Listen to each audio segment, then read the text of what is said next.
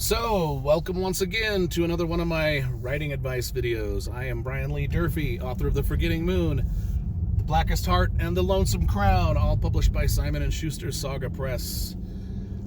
So, for my writing advice videos, as you know, we've moved the videos from my studio into my Dodge Challenger, my solid black Dodge Challenger.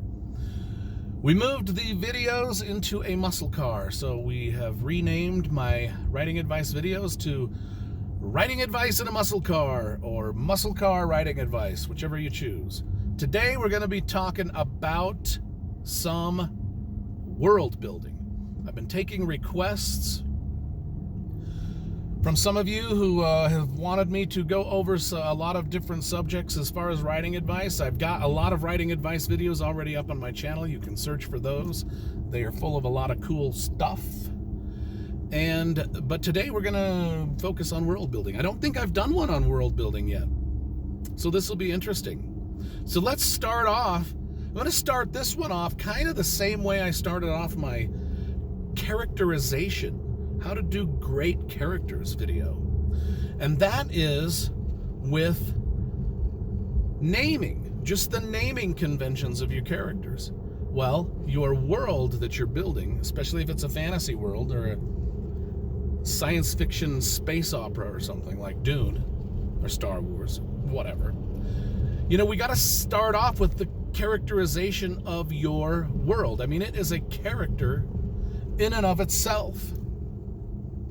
And we got to make sure that the names that let's say we're doing an epic fantasy. Just for the sake of this video, we're doing an epic fantasy. And we want to create a fantasy world like Middle-earth or Westeros or any of the great fantasy worlds that are out there. Let's say we're doing that. So what we need to do is we need to come up with names. First thing we need to do is come up with names of our places. What are the continents called? What are the rivers called? What are the cities and towns and villages called? What are the kingdoms and realms called? How do we refer to them? So how do we do that? We got to come up with names first. And we got to come up with names that make sense. We can't just come up with random nonsense. And I told this little bit of a story on my characterization video where there's a scene in Seinfeld where George and Jerry are, they're trying to pretend they're architects and they want to come up with an architect name. They don't want to go by their own name. Well, we want to name so they're like, they just on the fly, they make up a name and they start saying Art and they go Art Van Delay. Yeah, Art Van Delay. That's the name I'm gonna go by, George says. And Jerry's like, man, that's lame. That sounds made up. That sounds like you just made that up on the fly. That's not like a real person. And he's right. You can't do that. Not with your characters or with the places on your map, on your fantasy map. In the world you're building, you got to come up with names, first of all, that make some sense, that are grounded in reality, that make sense according to just not what the reader knows to make sense, but makes sense to the world you're creating. And you can go as outlandish as you want with your world. But if you get too complex with your naming conventions on both characters and on your map, people are going to lose interest. I mean, you just can't get too complex and too made up and too fake sounding. You got to ground it in reality. And this is the way that I told people to ground their characters in reality. I'm going to say the same thing to ground your villages, towns, cities, mountain ranges, rivers, forests, everything, oceans, in your fantasy world, in your world building. Ground them in reality. And I did that with characters and with the naming things on my map. I actually looked at maps. I looked at maps of Europe. I looked at maps of Iceland, Russia, Scandinavia, Wales, England, Scotland, Germany, France, Italy, all of those places. And I looked at the names of the billions of villages that are there and the billions of cities, and stuff that struck my fancy, I wrote it down. So like I had a list of Italian villages and cities that I loved, a list of French, German, Netherlands, had them all in lists. And then I would just take and remove a letter or switch a C for a K or an S for an H or a J for a, you know what I'm talking about. Just tweak the names a little bit, but that means that they're all sort of grounded in reality. Some other things that I did was places I've lived before. Like I went to South Sevier High School. I like that name, South Sevier. I named one of my islands Sore Sevier. When I was a kid, I went whitewater river rafting on a river in Alaska called the Gulkana River. I always liked that name. So when it came time to name another island, I named it Gulkana. So you can do this with stuff in your own life too. If there's places you've been or that you really like and want to honor them by placing them in your story, that's fine too. That's A-okay. That's A-okay. One of the places, there's a castle in my second novel, Blackest Heart, the Saint Only Fortress, and inside that fortress they have a grand hall. I named that grand hall the Bruce Hall. I named it Bruce Hall after my favorite bass player from REO Speedwagon, Bruce Hall. This is, this is kind of the way you do it. I mean, I wouldn't take like super fame. I wouldn't like name, hey, this is Michael Jordan Castle. No, I mean, you can be reasonable. Don't be like, hey, this is Lady Gaga Forest. Or this is the Brad Pitt, dungeon or whatever. Pick obscure people, folks. If you're going to do it, pick obscure people. And then maybe not admit to it on YouTube. Maybe. Anyway, so world building, right? Get the names correct. Figure out what did people name their castles in Europe? Kind of go with that. Figure it out. Go with it. What are rivers named? What kind of things do people name rivers? If let's say you've got a world that you're building and it's got elves, dwarves, other races that you've maybe made up that are cooler than elves and dwarves, orcs, hobgoblins, dragons, fairies, whatever creatures you got or whatever made up creatures you've got, make sure that you name them things that just make sense. Naming is important in the world building. That's the foundation. Name it so it makes sense. So when people go into Mirkwood Forest, they know that it's a real shitty place to be because it's called Mirkwood, right? It's not called Happy White Daisy Forest, and then you go in there and it's all black and full of spiders. No, it's Mirkwood Forest, right?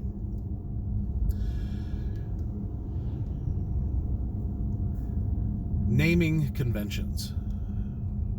Also with world, okay, so I'm up in the mountains here. I'm at the top of, I'm like 11,000 feet high in the Rocky Mountains here. I'm driving.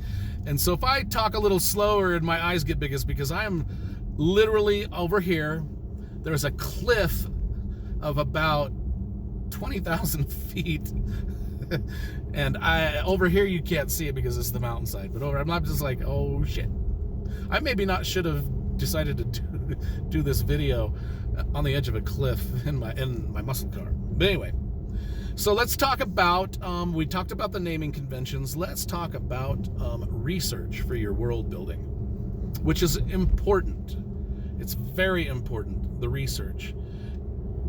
If you're going to set your stuff in a medieval world, and let's still pretend like we're putting together a medieval fantasy set in a European style place. Now, you don't have to set your stuff in a European. You can go Chinese or Indian or Russian or Native American, or you can just go somewhere outlandish like Brandon Sanderson did with the Stormlight Archives, and just make up your own crazy world. But it all kind of applies. Let's talk about just the research that you do about stuff in the world. Castles, pirate ships, knights in armor, the society structure, the financial structure, the religious structure. All of this stuff is important to your world building. So what do you need to do?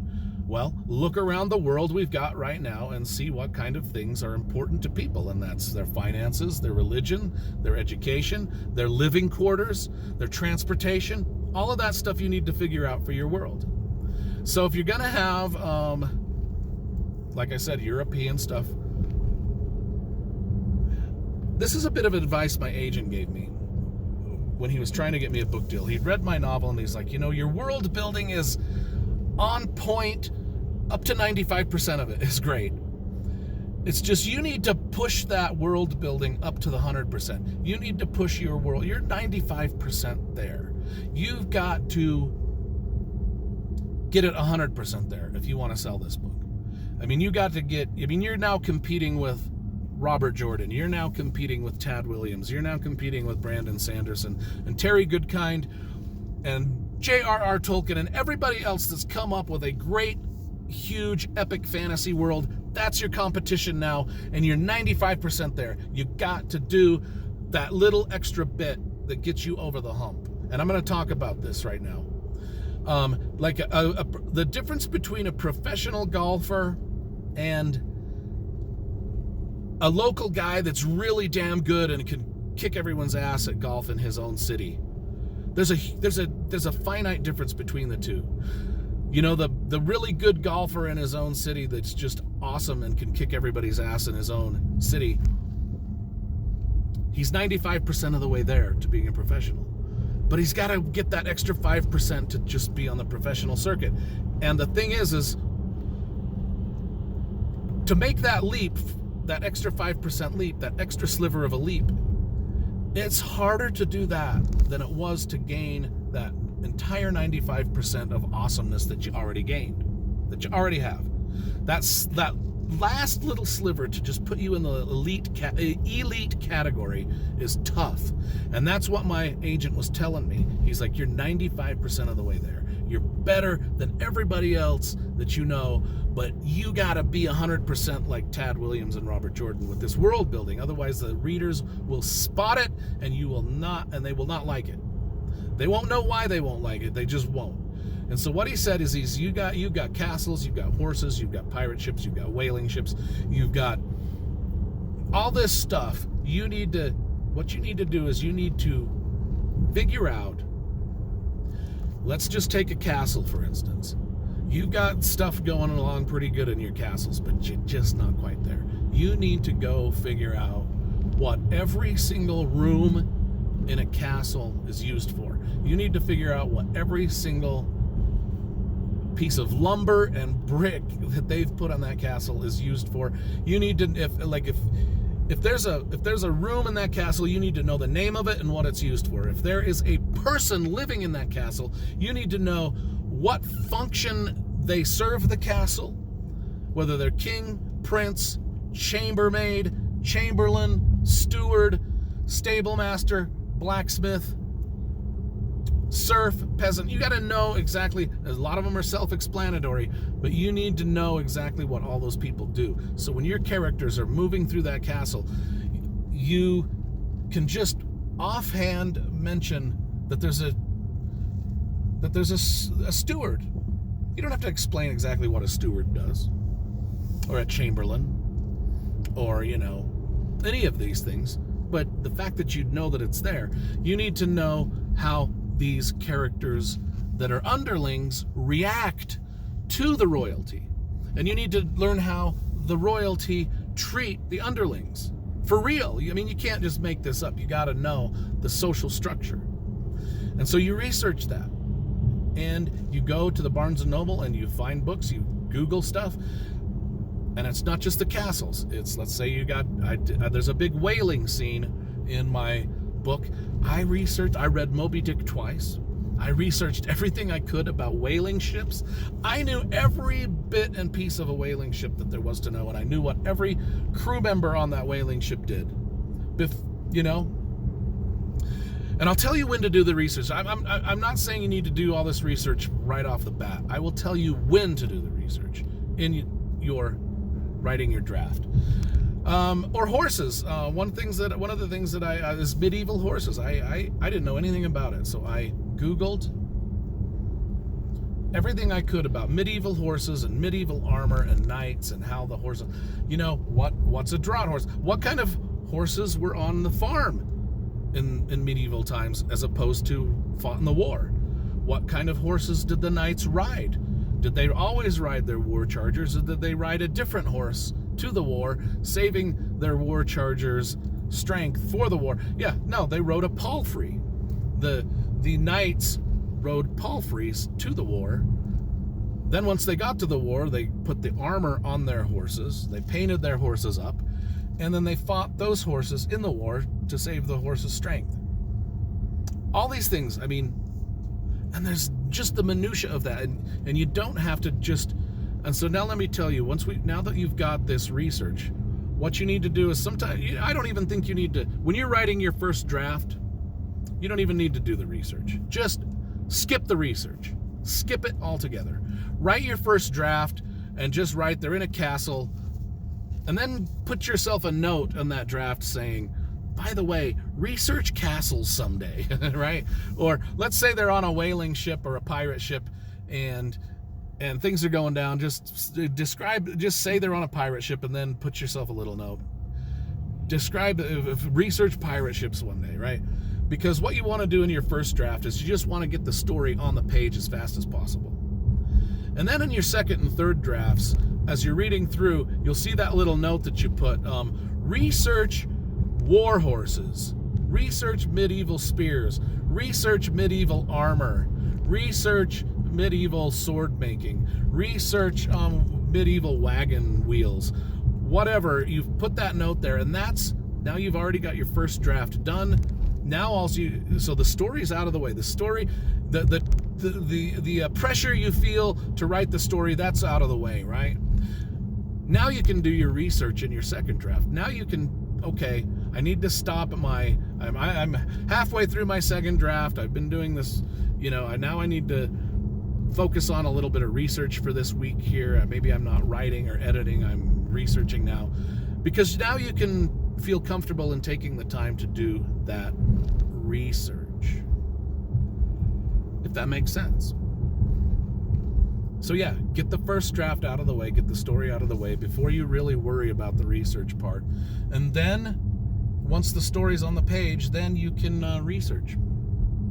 And you can nail these things down. And that's the thing that my agent was talking about. That's the extra 5% that takes you from a great writer that everyone in your town admires to an elite writer like Robert Jordan and George R.R. Martin.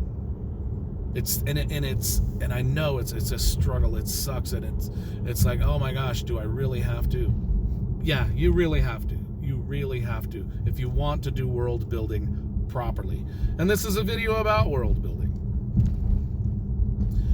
And I'm not gonna make this sound easy, because it's not easy. It's difficult. And you got to really believe in yourself. I mean, you can go to all this effort, all this world building. You can get the perfect world building, and it can be awesome. And the thing is there's still a possibility nobody's going to give a crap, right? So let's talk about, what else can we talk about? Let's say you're building a world. Let's say it's not a world specifically set in. One of the things about writing, let's say the first novel I ever wrote was a horror novel. It was an epic horror novel. I wanted to be Stephen King. So it was set in the, it was set in modern day times. Your world, if you're going to be a writer, I suggest you don't be an epic fantasy writer or a space opera writer or a science fiction writer. I suggest you go the easy route and just be a horror writer or a thriller writer. Write things in our own world, because then you don't have to describe anything. Because another thing about world building is describing things that people haven't seen before. Creatures, alien creatures, especially in science fiction, where you've got alien creatures and alien worlds. and things that the reader doesn't know what it is. The reader doesn't know what this is, and you have to describe it to him. If you're writing a horror novel and you say my sheriff jumped into his Jeep Cherokee and drove down the road, well, everybody knows what a sheriff is right off the bat, so you don't have to describe that. Everybody knows what a Jeep Cherokee is. You don't have to describe that. Everybody's seen a cop in one of those Jeep Cherokee things, one of those sort of national park ranger kind of vehicles, right? So you don't have to describe that. And everybody knows what a road is. You don't have to describe that. So everything in modern day books, like the mystery novels, your thrillers, your horror novels, they're much easier to do. Like when I did my horror novel, there was no world building. There just wasn't. I mean, it was like the world has been built for me by Mother Nature. I mean, we're living on a planet. I'm living on the same planet as everybody else, and we all sort of have a common language where I don't have to describe what a Jeep Cherokee is, or what a sheriff is, or what a road is. It's already, everybody knows, so you could just write that down. Now, if you're world building in a big epic fantasy or a big space opera, and you've got all this other nonsense that you got to explain to people, right? I mean, if you've got, let's take something simple like a dragon. You can just say, a dragon showed up. Now, everybody that's reading it is going to know what a dragon is, right? But they're going to have a different picture of the dragon. So you're going to want to describe that dragon to the specifics that you want people to see the dragon. Like, do you want it to be red? Do you want it to be big? Do you want it to be a little teeny dragon just sitting on someone's shoulder? Do you want it to be an enormous dragon? How big? Is it like the size of a house? Is it the size of a football stadium? What color is it? Does it breathe fire? I mean, there's so many things that come up that you gotta figure out, especially when you're dealing with alien creatures and stuff like that, because your readers aren't going to know. They're not going to know everything that what your alien creatures. Now, I've done a few things with, my fantasy, I've got a race of kind of orcs, and so I describe them, I want the reader to kind of understand what they are. But I've got mermaids that are just kind of like evil mermaids. They're not nice mermaids, they're evil mermaids. So I got to describe that. There's a lot of different things that I got to describe for my books, and it's difficult because people don't know what you're talking about. So you got to come up with the world building. Like, let's take the Stormlight Archives. We'll only go a couple more minutes on this video. Let's talk about the Stormlight Archives and how Brandon Sanderson built that world. It's not really a medieval world. It's just kind of like, it's really sort of an entire planet he's built. It's like we're going like the movie Avatar, right? We're on just a different place. We're at a different place, and we've got Spren, we've got the cracked plains, the shattered plains. We've got all these different types of fantasy people. If you want to figure out world building on that scale, I would suggest you actually get the Stormlight Archives 3 books, and you read the first book and take notes on how he put all of that together, because he's done something that no other writer has done before, and he's a good writer to study on world building, especially The Way of Kings, that first novel in the Stormlight Archives. That's the one you really need to study. So world building, I think that I've about exhausted my word count and amount of time that people want to sit through this. So that's my advice on world building, and I've reached Park City, so I need to shut off the video and park in Park City and walk around Park City. So you guys have a good day.